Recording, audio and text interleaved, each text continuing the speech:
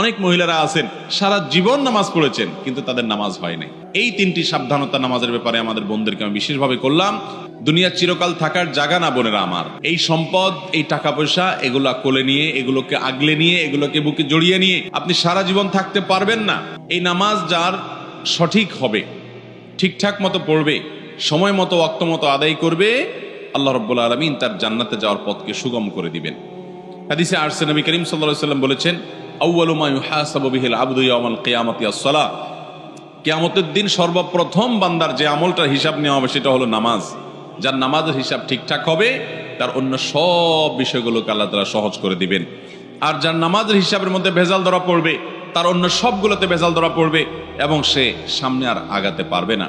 অতএব আমাদের মা বোনদের প্রতি আমার একেবারে অন্তরের অন্তঃস্থল থেকে উদাত্ত আহ্বান হলো যে আল্লাহর ওয়াস্তে আসুন আমাদের নামাজগুলোকে আমরা সুন্দর করি। আজ দুনিয়ার চাকচিক্য আমাদেরকে ভুলিয়ে রেখেছে। আপনাদের এই অঞ্চলে সিলেট, মৌলভীবাজার, হবিগঞ্জ এবং এই আশপাশের এলাকাগুলোতে আমি জানি প্রচুর পরিমাণে মানুষ বিদেশে থাকে, বিশেষ করে ইউরোপে থাকে। এবং আল্লাহ তাআলা আপনাদের অনেকেরই দিনকাল খুব ভালো করে দিয়েছেন, আয় উপার্জন ভালো, স্বামী, সন্তান, ভাই অনেকেই হয়তো বাহিরে থাকেন, তারা অনেক টাকা পয়সা পাঠান।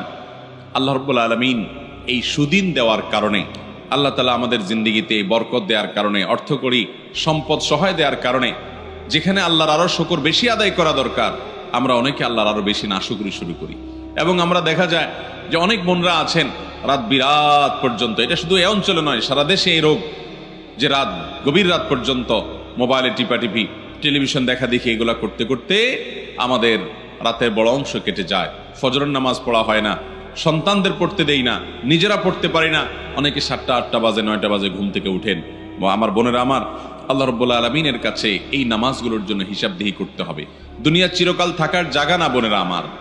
এই সম্পদ, এই টাকা পয়সা, এগুলা কোলে নিয়ে, এগুলোকে আগলে নিয়ে, এগুলোকে বুকে জড়িয়ে নিয়ে আপনি সারা জীবন থাকতে পারবেন না। বিশ্বাস করুন, আল্লাহ রাব্বুল আলামিনের কাছে আমাদের সবাইকে যেতে হবে। ইন্না লিল্লাহ, নিশ্চয় আমরা সবাই আল্লাহর সৃষ্টি, ওয়া ইন্না ইলাইহি রাজিউন, আর আমাদের সবাইকে আল্লাহর কাছেই ফিরে যেতে হবে। যেহেতু আল্লাহর কাছেই ফিরে যেতে হবে, অতএব আসুন আমরা 5 ওয়াক্ত নামাজের ব্যাপারে ইহতিমাম করি, এর ব্যাপারে গুরুত্ব আরোপ করি। আমরা 5 ওয়াক্ত নামাজকে যথাযথভাবে পড়ার চেষ্টা করি এবং আল্লাহর ভয় অন্তরে জাগ্রত করি। দেখুন, যার এখন যে বয়স আছে, যার বয়স এখন 30 হয়েছে, তিনি চিন্তা করুন আপনার জীবনের মূল সময়টা এখন পার হয়ে যাচ্ছে। মূল সময়টা পার হয়ে যাচ্ছে। আর 10 বছর পর, 40 পার হওয়ার পর আপনি চাইলে অনেক ইবাদত করতে পারবেন না, আপনি চাইলে অনেক নেকামল করতে পারবেন না। শরীর তার দুর্বল হয়ে আসবে, শরীরে নানা রকমের রোগ ব্যাধি শুরু হবে, অজুটা ধরে রাখতে পারবেন না, ঝিমানি আসবে, নানান রকমের অসুবিধা তৈরি হবে। ইবাদতের সময় কিন্তু চলে যাচ্ছে। তখন চোখের পানি ফেলবেন, আফসোস করবেন, কিন্তু ইবাদত আর করতে পারবেন না। এরপর একটা সময় আপনি দেখতে দেখতে দুনিয়া ছেড়ে, সব কিছু ছেড়ে আপনাকে চলে যেতে হবে। এই সম্পদ মানুষ ভাগযোগ করে নিবে, ওয়ারিসরা, ছেলে মেয়েরা, নাতিপুতিরা ভাগযোগ করে লুটপাট করে নিয়ে নিবে, কিন্তু আপনাকে আপনার আমল নামা নিয়েই দুনিয়া থেকে যেতে হবে। অতএব আসুন আমরা 5 ওয়াক্ত নামাজকে সুন্দর করি। যারা ফজরের নামাজ পড়ছেন না বা পড়তে অসুবিধা হচ্ছে, শুনে রাখেন, নবী করিম সাল্লাল্লাহু আলাইহি ওয়াসাল্লাম বলেছেন, মুনাফিক যারা নামে মুসলমান, আল্লাহর খাতায় মুসলমান না, যারা আল্লাহর খাতায় মুসলমান না, নামে মুসলমান, এদের একটা বড় মার্কা হলো তাদের জন্য 2টা ওয়াক্ত নামাজ পড়া খুব বেশি কঠিন হয়। তার একটা হলো আসর আর একটা হলো ফজর।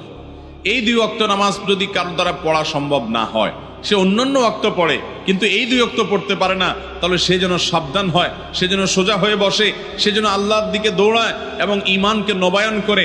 কারণ নবী করিম সাল্লাল্লাহু আলাইহি সাল্লাম এটাকে বলেছেন যে এই 2 নামাজটা হলো মুনাফিকদের জন্য সবচেয়ে কঠিন, সবচেয়ে ভারী, এটা পড়তে তাদের সবচেয়ে বেশি অসুবিধা হয়। অন্যান্য নামাজগুলো তারা হয়তো পড়ে কিন্তু এই 2 নামাজ পড়তে পারে না। বিধায় আমাদের যাদের ফজরের নামাজ পড়া হয় না বা ফজর নামাজ পড়তে পারি না, বা চেষ্টা করেও আমার দ্বারা বেশিরভাগ সময় ফজর নামাজ পড়া হয় না, মিস হয়, কিংবা পড়ি কিন্তু অনেক কষ্ট হয়, সাধারণত হয় না, একদিন হয়তো 5 দিন হয় না এবং সময় মতো হয় না, সকালে 8টা 9টায় উঠে নামাজ পড়েন, মনে রাখবেন আমাদের জন্য এটা অ্যালার্মিং, যেটা শয়তানের ওয়াসওয়াসার কারণে, কুমন্ত্রণের কারণে আমরা মুনাফিকদের কাতারে চলে যাচ্ছি কিনা। অতএব আমার মা বোনদের প্রতি আমার উদাত্ত আহ্বান থাকবে, 5 ওয়াক্ত নামাজ ঠিক করুন, আপনার অন্য সব আল্লাহ তাআলা ঠিক করবেন। ইন্নাস সালাতা তানহা আনিল ফাহশাই ওয়াল মুনকার, নামাজ মানুষকে অশ্লীল এবং অন্যায় কাজ থেকে বিরত থাকে, বিরত চেষ্টা করবেন। সেই বড় ধরনের রোগ হলো তাড়াহুড়া করে নামাজ পড়া। এই রোগটা পুরুষদের মধ্যেও আছে, কিন্তু তুলনামূলকভাবে আমাদের মা বোনদের মধ্যে বেশি দেখা যায়।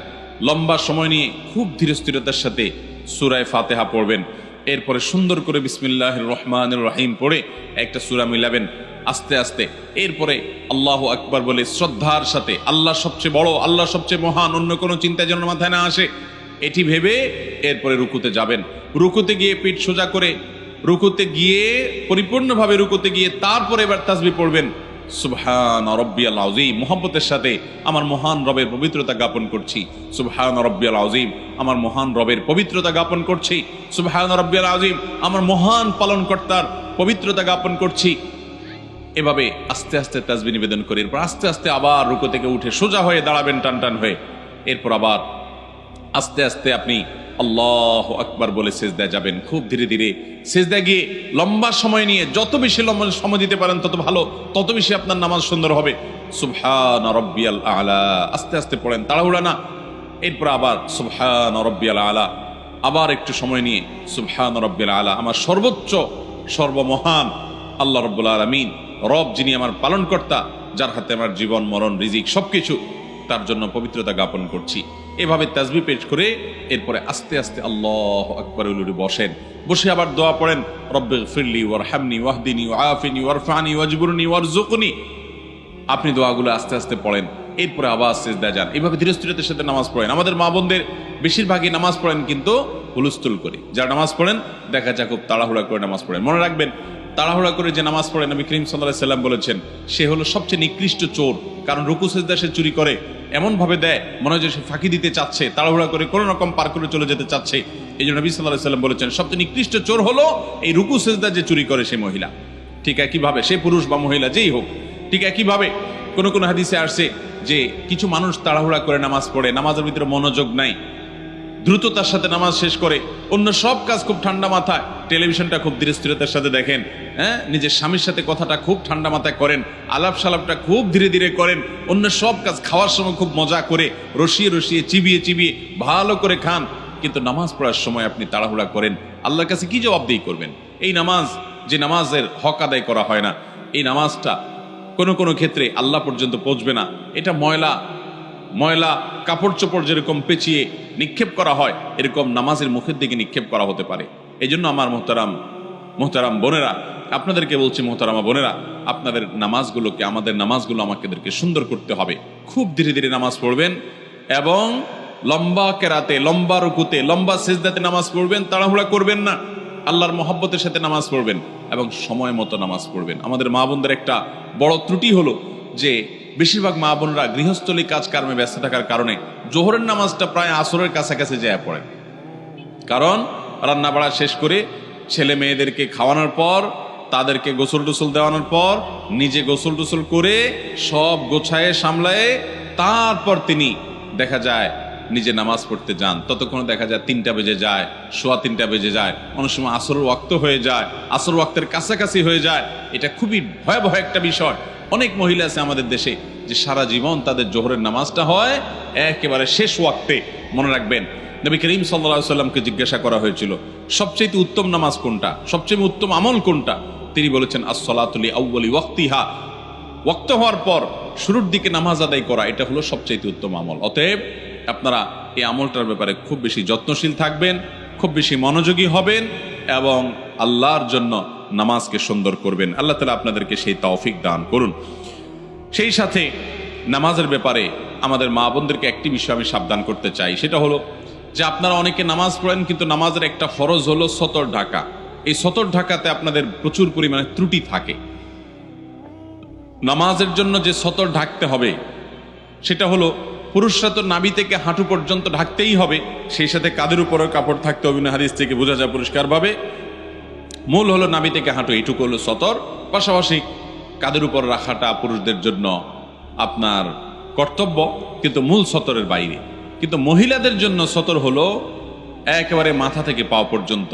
নামাজের সময় পুরো শরীর তাদের ঢেকে নামাজ পড়তে হবে, শুধু মুখমণ্ডল চেহারাটা খোলা থাকবে, 2 হাতের কবজি খোলা থাকবে এবং পায়ের পাতার তলার অংশ এটি খোলা থাকবে। এছাড়া পুরো শরীর তাদেরকে ঢেকে রাখতে হবে, এমনকি গলা, পিঠ, বুক এবং কাঁধ এবং হাতের যে গোছা আছে সেটা কনুই টনুই এগুলা সব, এমনকি মাথার চুল, এগুলা সবগুলা কিন্তু ঢাকতে হবে।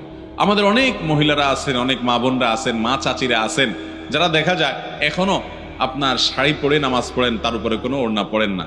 আপনি শাড়ি পরে নামাজ পড়েন, কিন্তু তার উপর আপনাকে একটা বড় ওড়না বা কিছু দিয়ে আপনার পুরো শরীরকে ঢাকার চেষ্টা করতে হবে। শুধু শাড়ি পরে নামাজ পড়লে আপনার হাতের কোনোই দেখা যাবে, আপনার পেট বা পিঠের বা কিংবা কাঁধের কিছু অংশ আপনার দেখা যেতে পারে, চুলগুলা বের হয়ে যেতে পারে। যদি আপনার পুরো নামাজ জুড়ে এরকম শরীরের সমস্ত অঙ্গ প্রত্যঙ্গ খোলা থাকে, আপনার নামাজ হবে না। অনেক মহিলারা আছেন সারা জীবন নামাজ পড়েছেন, কিন্তু তাদের নামাজ হয় নাই। অতএব আমাদেরকে মনে রাখতে হবে, মাথা থেকে পা পর্যন্ত মহিলারা নামাজের জন্য পুরো শরীরকে ঢেকে নামাজ পড়বেন, এটি তাদের জন্য ফরজ। এটি না হলে তার ফরজ তরক হবে, নামাজই হবে না। বিধায় এই তিনটি সাবধানতা নামাজের ব্যাপারে আমাদের বোনদেরকে আমি বিশেষভাবে করলাম। আর যারা বয়সে অনেক তরুণী আছেন, আমাদের অনেকে আছেন নামাজের গুরুত্ব এখনো বুঝি না। দেখুন, আল্লাহ রাব্বুল আলামিনের কাছে আমাদের সবাইকে চলে যেতে হবে, খুব দ্রুততার সাথে চলে যেতে হবে। আমরা কেউ এখানে থাকতে আসি নাই, জিন্দিগি পার হয়ে যাচ্ছে। বিধায় এই ফরজ নামাজকে আমরা খুব গুরুত্বের সাথে পড়বো ইনশাআল্লাহ। দ্বিতীয়ত যে নসিহা থাকবে তা হলো, আল্লাহ রাব্বুল আলামিনের কাছে নারী হিসাবে আপনাদের একটা বিশেষ জবাবদিহিতা আছে, সেটা হলো আপনি কতটা পর্দা পশিদা করেছেন। পর্দার এই বিধানটাকে আল্লাহ তাআলা ফরজ করেছেন। সূরা নূর বেশি বেশি করে পড়বেন, সূরা আহজাব বেশি বেশি করে পড়বেন। এই দুই সূরাতে পর্দার বিধানগুলো আল্লাহ তাআলা বিস্তারিত পুঙ্খানুপুঙ্খ আলোচনা করেছেন। আমাদের মা বোনদের জন্য এক্সট্রা একটা ফরজ আছে, যেটা পুরুষদের জন্য নাই। সেটা হলো নিজের সৌন্দর্যকে পরপুরুষের সামনে প্রকাশ করা যাবে না, এটা ঢেকে তাদেরকে চলতে হবে। পুরুষদের জন্য যে নির্দেশ আছে এই সংশ্লিষ্ট, সেটা হলো তারা চোখের হেফাজত করবে, চোখকে অবনত করবে। কিন্তু মা বোনদের জন্য নির্দেশ হলো তারা নিজেদের এই সৌন্দর্য, আল্লাহর দেয়া সৌন্দর্য অর্থাৎ পুরো শরীরকে তারা ঢেকে ঢুকে রাখবে। নবী করিম সাল্লাল্লাহু আলাইহি ওয়াসাল্লাম বলেছেন, আলমারআতু আওরা, একজন নারী পুরাটাই হলো আবৃত রাখতে হয় তার নিজেকে। যদি কোনো নারী বাসা থেকে বের হয়, ইস্তাশাফাহা শয়তান, শয়তান তার পিছে লাগে এবং তাকে দিয়ে বহু মানুষকে বিভ্রান্ত করে, ঈমান হরণ করে, তাকওয়া হরণ করে, চোখের গুনাহ করায়, মনের জেনা করায় এবং তাকে হারামের দিকে নিয়ে যায়।